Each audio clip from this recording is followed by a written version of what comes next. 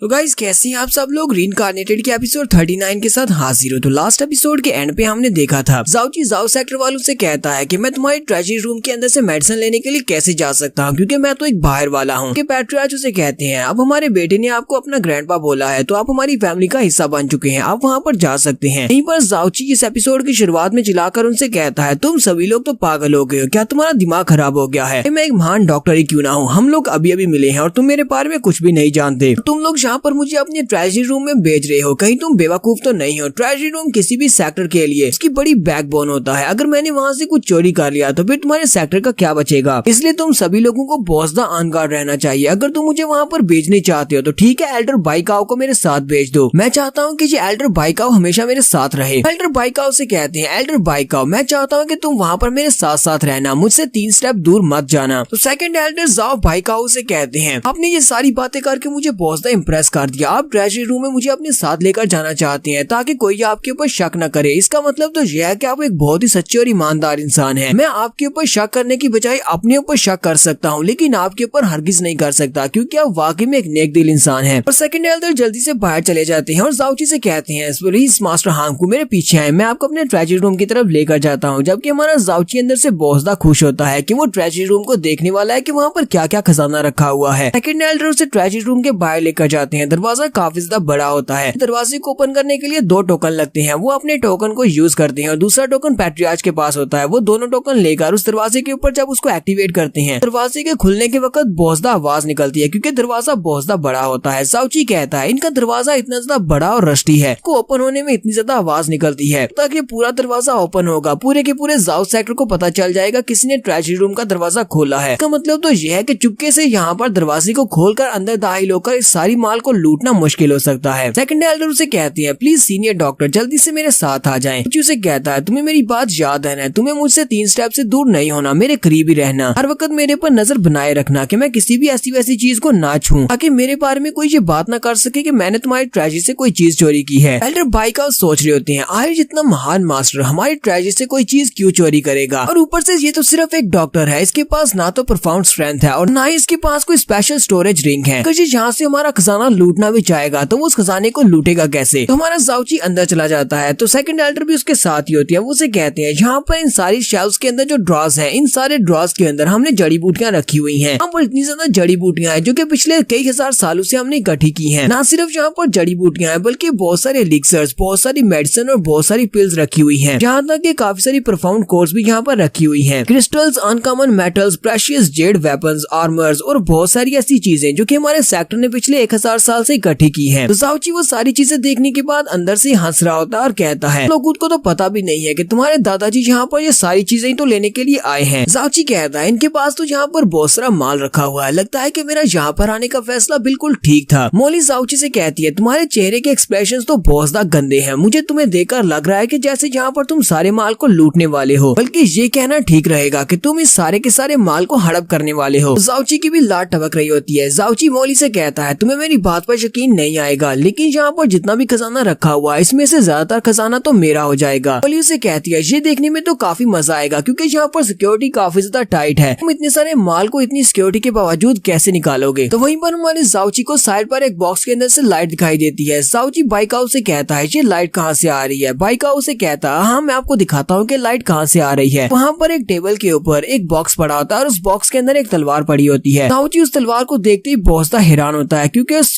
तलवार का नाम टाइगर सोल स्वर्ड होता है और यहीं पर हमें इस वर्ड के बारे में बताया जाता है कि इसे टाइगर सोल स्वर्ड क्यों कहा जाता है। सेकंड एल्डर जाओची को इस बारे में बताते हैं कि ये नंबर 1 ट्रेजर है, हमारे पूरे ट्रेजरी में सबसे बेस्ट ट्रेजर यही है। हमारे मेन सेक्टर ने ये तोहफे में हमें दिया था मास्टर को, लेकिन हमारे मास्टर ने इसको यूज नहीं किया क्योंकि ये बहुत ज्यादा कीमती है, इसी वजह से मास्टर इसको यूज नहीं करना चाहते। उन्होंने इसको बचाकर इसलिए रखा हुआ है कि जब उनका बेटा जाओ लूचेंग सेक्टर मास्टर बनेगा तो वो उसे ये गिफ्ट में देंगे। जाओची उसे कहता है ये सोल टाइगर स्वर्ड ये तो वाकई में बहुत ज्यादा अच्छी तलवार है और उसके लिए बहुत ही अच्छा गिफ्ट रहेगी। यहीं से हमारा नेक्स्ट सीन 3 दिन के बाद का दिखाया जाता है। 3 दिन के बाद जाओची ने अपनी मेडिसिन बना ली होती है और मेडिसिन बनाने के बाद वो जाओ लूचेंग के ऊपर उस मेडिसिन को अप्लाई करता है और 3 दिन के बाद जब उसके बाजू के ऊपर से पट्टी खोलता है तो लूचेंग बहुत ज्यादा खुश हो जाता है क्योंकि वो अपने हाथों को हरकत कर सकता है और उसकी हड्डियां भी दोबारा से जुड़ चुकी हैं। वो बहुत ज्यादा खुश होता है और कहता है मेरी सारी की सारी टूटी हुई मेरिडियंस दोबारा से जुड़ चुकी हैं और मैं तो अपने बाजुओं को भी हिला पा रहा हूँ। पैट्रियार्च खुश होते हैं और उसे कहते हैं जल्दी से अपने ग्रैंडफादर को थैंक यू बोलो, ये सब कुछ उन्हीं की वजह से हुआ है। और लुचेंग जल्दी से जाओची के सामने झुक जाता है और उसे कहता है ग्रैंडफादर आप वाकई में बहुत ज्यादा अमेजिंग है, आपका बहुत बहुत शुक्रिया जो आपने मुझे यहाँ पर एक दूसरा मौका दिया है, सब कुछ सिर्फ आपकी वजह से मुमकिन हो पाया है। जाओची उसे कहता है क्योंकि मैं तुम्हें अपना पोता मानता हूँ, तो मैं अपने पोते को बचाने के लिए कुछ भी करूंगा, किसी भी हद तक जाऊंगा, ये तो मुझे करना ही था। जाओची उसे कहता है अब जबकि तुम्हारी मेरिडियंस बिल्कुल ठीक हो चुकी है तो अब यहाँ पर टाइम है तुम्हारी प्रोफाउंड वेन्स को दोबारा से ठीक करने का। तुम्हारी प्रोफाउंड वेन्स को ठीक करना अब तो बहुत ज्यादा आसान है, ये तो मेरे बाएं हाथ का खेल है। लेकिन अफसोस की बात यह है कि तुम्हारी कल्टीवेशन 0 हो जाएगी, तुम्हें दोबारा से एलिमेंट्री राउम से अपनी कल्टीवेशन को स्टार्ट करना होगा। लेकिन साथ ही जाओची उसे कहता है अब जबकि तुम्हारे ग्रैंडपा एक बहुत ही महान और मिरेकुलस डॉक्टर हैं, वो यहाँ पर तुम्हें दोबारा से 0 से कल्टीवेट क्यों करवाएंगे। तुम्हारे ग्रैंडपा के यहाँ पर होते हुए प्रोफाउंड वेन्स के दोबारा से ठीक होने के बाद तुम्हारे ग्रैंडपा के पास एक ऐसा तरीका है जिसको यूज करते हुए तुम डायरेक्टली अर्थ प्रोफाउंड राम में पहुंच सकते हो। वो सभी लोग ये बात सुनते ही बहुत ज्यादा हैरान हो जाते हैं कि ये अर्थ प्रोफाउंड राम में पहुंच सकता है। पैट्रियार्च और जाओ लुचेंग दोनों ही हैरान होकर उनसे कहते हैं मास्टर हांगफू क्या वाकई में ऐसा पॉसिबल है, लेकिन जल्दी से बताएं कि आपके पास ऐसा कौन सा तरीका है। पैट्रियार्च कहते हैं आज से पहले हमने किसी के बारे में ऐसा नहीं सुना कि वो 16 साल की उम्र में अर्थ प्रोफाउंड राम में चला गया हो। ब्लू विंड एम्पायर में ऐसा कोई भी महान जीनियस नहीं हुआ। जाओची उसे कहता है तो इसका मतलब ये है कि हमारा जाओ लुचेंग कि मेरा पोता ब्लू विंड सिटी का सबसे पहला महान जीनियस बनेगा जो कि 16 साल की उम्र में अर्थ प्रोफाउंड राम में चला जाएगा। तो साथ ही डॉक्टर हांगफू यानी जाओची की तारीफें शुरू कर देते हैं कि तुम वाकई में एक बहुत ही महान डॉक्टर हो, ऐसा सिर्फ तुम ही कर सकते हो। जाओची भी उनसे कहता है ऐसा सिर्फ मैं ही कर सकता हूँ, मेरे अलावा ऐसा कोई भी नहीं है जो ऐसा कर सके, लेकिन ऐसा करने के लिए हमें बहुत ही भारी कीमत चुकाना पड़ सकती है। इसके लिए मुझे 2 चीजों की चाहिए, तुम्हें मुझे 2 चीजें लाकर देनी पड़ेंगी। एक तो तुम्हें शैटर्ड प्रोफाउंड वेन्स लानी पड़ेंगी, मैं दूसरी चीज बताने वाला हूँ। दूसरी चीज ड्रैगन कोर है, मुझे एक ड्रैगन कोर भी चाहिए। जाओ लुचेंग और उसके डैड वहीं पर अपना सर झुका लेते हैं और कहते हैं हम लोग यहाँ पर शैटर्ड प्रोफाउंड वेन्स तो ला सकते हैं, लेकिन ड्रैगन कोर को ला पाना ये तो नामुमकिन है कि इस पूरे के पूरे एम्पायर में किसी ड्रैगन को ढूंढ पाना बहुत ज्यादा मुश्किल है। और ऊपर से एक ड्रैगन बहुत ही नोबल और बहुत ही रिस्पेक्टेबल और बहुत ज्यादा पावरफुल बीस्ट है। ड्रैगन को हरा पाना और उसकी बॉडी से प्रोफाउंड कोर को निकाल पाना बहुत ज्यादा मुश्किल काम है। जाओची उनसे कहता है तुम्हें किसने कहा कि तुम्हें जाकर किसी ड्रैगन को मारकर उसकी बॉडी से कोर को लाना पड़ेगा। दिन पहले जब मैं यहाँ पर आया था तो मैं ब्लैक मून गिल्ड से कुछ मेडिसिन खरीदने के लिए गया था, तो वहाँ पर मेरे कान में आवाज पड़ी थी ब्लैक मून गिल्ड वालों के पास एक ड्रैगन कोर है और वो एम्परर लेवल के ड्रैगन की कोर है। मैंने तुम्हें ये तो बता दिया कि तुम्हें ड्रैगन कोर कहाँ से मिलेगी, लेकिन अब ये खरीदनी कैसी है ये तुम्हें पता होगा, जाओ जाकर उस कोर को खरीद लाओ। पैट्रियार्च उसे कहते हैं ठीक है डॉक्टर, मैं वहाँ पर जाता हूँ और जाकर पता करता हूँ, अगर वाकई वहाँ पर ड्रैगन कोर है तो मैं उसे हर कीमत में खरीद कर लाऊंगा, चाहे मुझे यहाँ पर अपने सेक्टर को ही क्यों ना बेचना पड़ जाए। तो एल्डर बाइकाओ से कहते हैं एल्डर बाइकाओ मेरे साथ आओ, हम दोनों ब्लैक मून गिल्ड जा रहे हैं। सेकंड एल्डर आगे बढ़ते हैं और कहते हैं जबकि डॉक्टर हांगफू ने कहा है कि वहाँ पर ड्रैगन कोर है तो इसका मतलब वहाँ पर ड्रैगन कोर लाजमी होगी, लेकिन हमारे पास इतना पैसा नहीं है कि हम लोग एक एम्परर लेवल की ड्रैगन कोर को खरीद सके। हमारा सेक्टर तो जाओ सेक्टर की एक साइड ब्रांच है जो कि बहुत ज्यादा छोटी है। जाओची अपने पास से अपना गोल्ड कार्ड निकालता है और उनसे कहता है तुम्हें परेशान होने की जरूरत नहीं है, अपने पोते के लिए मैं कुछ भी करने को तैयार हूँ। आज से 30 साल पहले इस वक्त ब्लैक मून गिल्ड का जो मास्टर है वो एक फाइट में जख्मी हो गया था और जख्मी होने की वजह से की हालत बहुत ज्यादा खराब थी। उस वक्त मैंने उसका इलाज किया था, मैंने उसका बहुत ही अच्छे से इलाज किया, जिसकी वजह से उस ब्लैक मून गिल्ड के ओनर के ऊपर मेरा एक एहसान है और उस एहसान को चुकाने के बदले में उसने मुझे ये गोल्ड कार्ड दिया था। तुम इस गोल्ड कार्ड को अपने साथ लेकर जाओ और जाकर उसे ये दिखा देना। गोल्ड कार्ड को देखने के बाद वो तुम्हें ड्रैगन कोर काफी सस्ते में दे देगा। पैट्रियार्च जल्दी से आगे बढ़ते हैं और उसके हाथ से वो गोल्ड कार्ड ले लेती है और कहते हैं ठीक है, मैं सेकंड एल्डर के साथ जल्दी से जल्दी ब्लैक मून गिल्ड जाता हूँ और हम लोग उस ड्रैगन कोर को खरीद कर जल्दी से वापस आते हैं। वो दोनों जैसे वहाँ से जाने लगते हैं वक्त जाओची ने फिर से रोक लेता और कहता है जरा रुको, तुम दोनों कहाँ पर जा रहे हो? तुम्हें पता है ना कि ब्लैक मून गिल्ड यहाँ से काफी ज्यादा दूर है, अगर तुम दोनों ही यहाँ से चले जाओगे मुझे यहाँ पर पीछे से मेडिसिन की जरूरत पड़ती है, तो फिर मैं मेडिसिन कैसे ले पाऊंगा क्योंकि ट्रेजरी रूम की चाबियां तो तुम्हारे पास है और अकेला मैं वहाँ पर जा नहीं सकता। वो दोनों ही वहाँ पर एक दूसरे की तरफ देखते हैं, सोच रहे थे कि अब हम लोग क्या करें, हम दोनों को तो वहाँ पर ड्रैगन कोर को खरीदने के लिए जाना पड़ेगा। जाओची उन दोनों से कहता है तुम दोनों अपनी ट्रेजरी रूम की चाबियों को किसी ऐसे एल्डर को दे सकते हो जिस पर तुम्हें बहुत ज्यादा भरोसा हो। वो जल्दी से उसके सामने झुकते हुए कहते हैं सीनियर डॉक्टर, ट्रेजरी रूम की टोटल 2 चाबियां हैं और एक चाबी पैट्रियार्च के पास रहती है और एक दूसरी मेरे पास रहती है। इसके अलावा हमने कभी भी इन चाबियों को किसी दूसरे एल्डर को नहीं दिया क्योंकि हमें किसी के दूसरे के ऊपर भरोसा नहीं है, हमें अपने ही एल्डर्स के ऊपर भरोसा नहीं है। और अगर हमें यहाँ पर किसी को ये चाबियां देनी है तो यहाँ पर सिर्फ एक ही बंदे के ऊपर हम लोग बहुत ज्यादा भरोसा कर सकते हैं, वक्त वो बंदा आप है, हम आपको ये चाबियां देना चाहते हैं, इन चाबियों को आप अपने पास रखें। जाओची फिर से चिल्लाकर उनसे कहता है ये किस तरह की बकवास है, तुम लोग वाकई में बेवकूफ हो, तुम यहाँ पर अपनी ट्रेजरी रूम की चाबियां मुझे कैसे दे सकती हो, मैं तो एक आउटसाइडर हूँ। तुम